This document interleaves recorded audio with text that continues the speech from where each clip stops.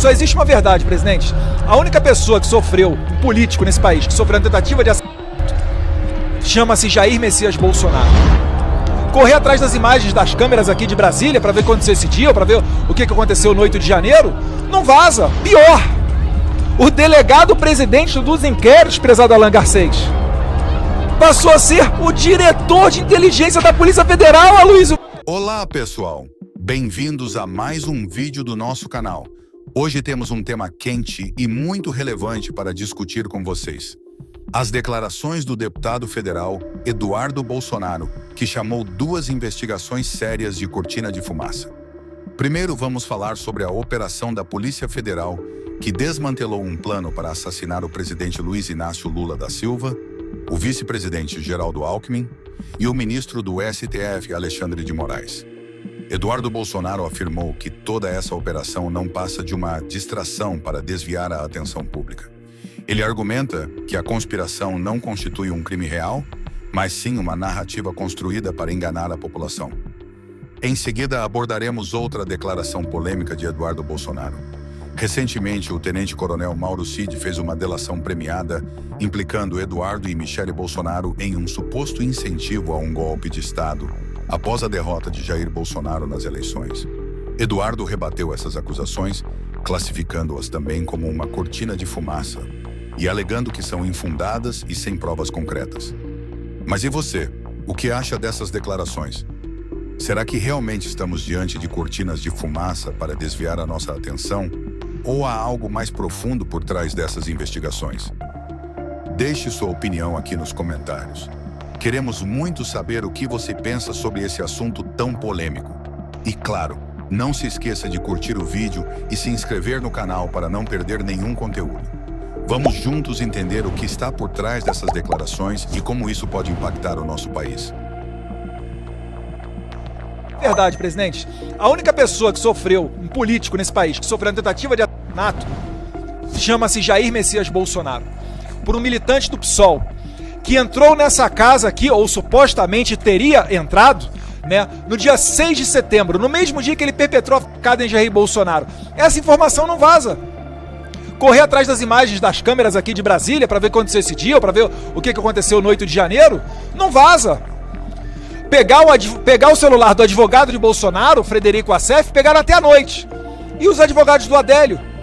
7 de setembro, no dia seguinte após a facada do Osmar Terra, estavam todos de prontidão, 4 advogados. Um deles vai no seu jatinho particular, num feriadão, né, num feriado prolongado, se não me engano, caiu até numa sexta-feira, 7 de setembro.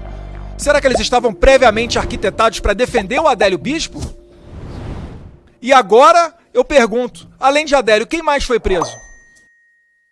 Ele viajou para Santa Catarina, fez um curso de tiro no mesmo clube de tiro onde estaria Carlos Bolsonaro naquele dia, coincidentemente não estava, talvez até tivesse uma informação privilegiada, sabendo que o Carlos Bolsonaro ia fazer um curso de tiro naquele final de semana em Santa Catarina. 2 laptops, cartão de crédito internacional, a dona da pensão morreu dias depois do fato vir à tona da facada em Bolsonaro, e isso a Polícia Federal não investiga. Pior, o delegado presidente dos inquéritos, prezado Alan Garcês, passou a ser o diretor de inteligência da Polícia Federal, Aloysio Mendes. Que marmelada, prezado Alden, prezado Sanderson, que é da Polícia Federal também. E agora, sabe o que vai acontecer? Sabe para onde é que ele vai, por favor? Agora que o Trump foi eleito lá nos Estados Unidos, prezado Caveira, ele está indo para Londres, ser adido militar da Polícia Federal em Londres. Londres que recentemente teve uma eleição e está dominado pela esquerda. Lá estão botando gente até que tuita na cadeia a rodo, né, a torta e a direita. E eu pergunto, querem nos fazer crer agora que pegaram, né, 4 generais, um outro colega da Polícia Federal, botaram preso, quando a gente sabe que prisão preventiva é uma medida extrema, de urgência, só para quem está atrapalhando a investigação ou com risco de fuga.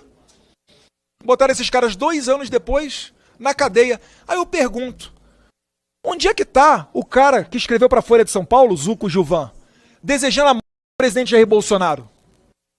Será que isso não é uma ameaça ao presidente da República? Será que eu não posso imaginar que ele estaria pensando em matar o presidente da República? Não seria isso tão ou mais grave do que o fato que a gente está vendo hoje aqui, que está levando pessoas à cadeia? O que eu posso falar em matéria de crime de, né, que não tem a definição legal, graças a Deus?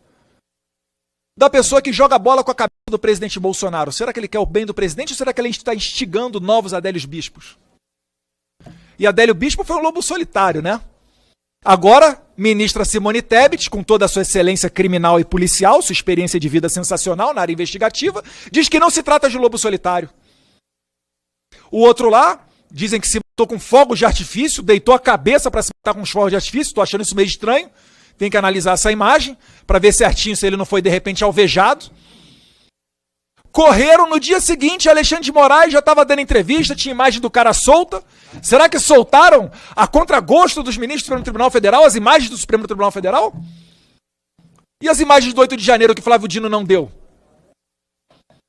Mas ao que parece é um conluio, onde até o ministro da Justiça de Lula vira ministro da STF, e o ministro da STF que se aposenta vai para o Ministério da Justiça de Lula. É inacreditável o que a gente está vendo, senhor presidente, né?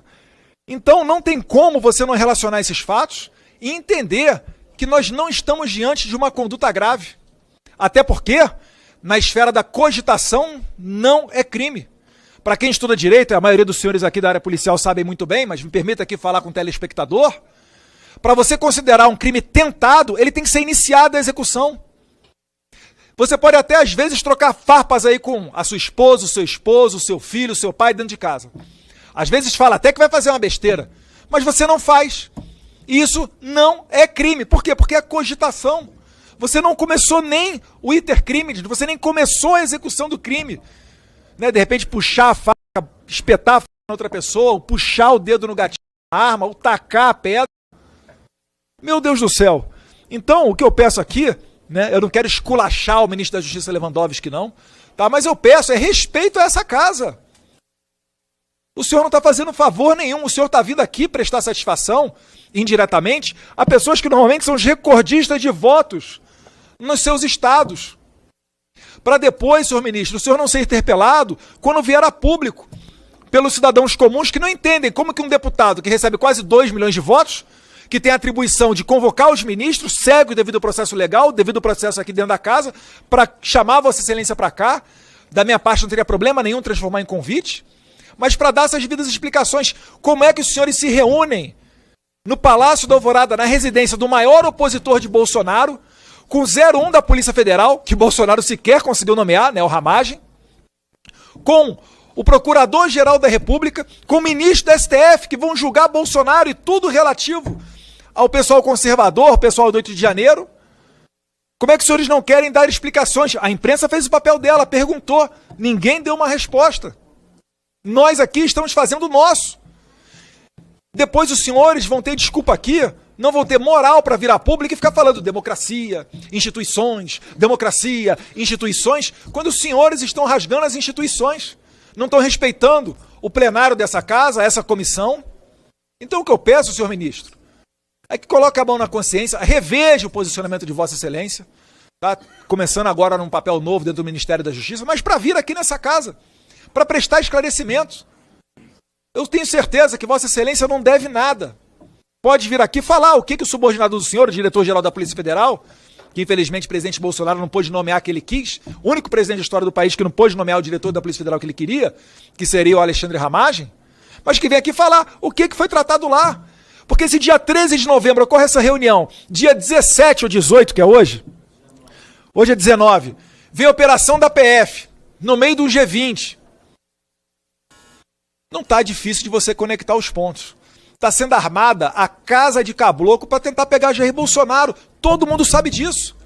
Eu pergunto aos senhores, os senhores acham, eu não estou instigando ninguém, pelo amor de Deus, conhecendo um pouquinho de povo que a gente lidar todo dia, os senhores acham que será tranquilo mandar um presidente da República para a cadeia por envolvimento com 8 de janeiro, uma tentativa de golpe de Estado, segundo o argumento seu 01 da Polícia Federal, num domingo de janeiro, que é férias em Brasília, com senhoras e pessoas desarmadas, às vezes até com Bíblia debaixo do braço, numa ação surpresa, onde envolveu mais de 1.500 pessoas, que foi o número de pessoas presas, onde essa ação surpresa não foi vazada por nenhuma das 1.500 pessoas.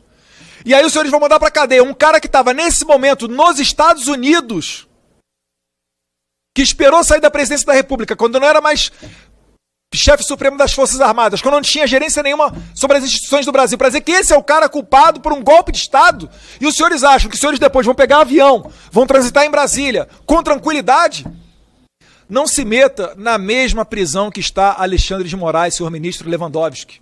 Alexandre de Moraes está preso, tem uma vida infeliz, tem que se entorpecer no mundo artificial que ele cria dos eventos para ser aplaudido por uma claque que não é de pessoas do mundo real, mas só de pessoas que têm um interesse no poder dele, ou às vezes até por medo. Quando acaba o poder da caneta, e um dia ele acaba, o ministro do STF se aposenta também. Quando eles não têm mais o poder, todos esses que aplaudiram viram as costas para ele. Porque sem a caneta ele não é nada. Ninguém gosta do Alexandre de Moraes. Onde ele chega lá em São Paulo, no Clube Ipiranga, as pessoas saem de perto. Outro dia foi jantar num restaurante de luxo, uma mulher se levantou e falou que não jantava do lado da pessoa repugnante igual aquela. E quando o clima esquentou, ele chamou os capangas dele que estavam do lado de fora e entraram para resolver a parada. O marido da senhora, provando que é macho, comprou a briga e falou: epa, daqui para frente, se o negócio é esse, eu tô no meio também. Essa é a vida que o senhor quer para você? Eu não estou ameaçando. Eu só estou falando que vai acontecer com um pouquinho de experiência que eu tenho no meu terceiro mandato legislativo, senhor ministro. Por favor, compareça a essa comissão e esclareça esses fatos, finalizando, presidente. Porque o Brasil não aguenta mais essa polarização. Nós necessitamos, mais do que nunca, de uma lei da anistia para virar essa página, acabar com essa tensão e esse Congresso do presidente Fraga voltar a discutir matérias de interesse da sociedade. Muito obrigado.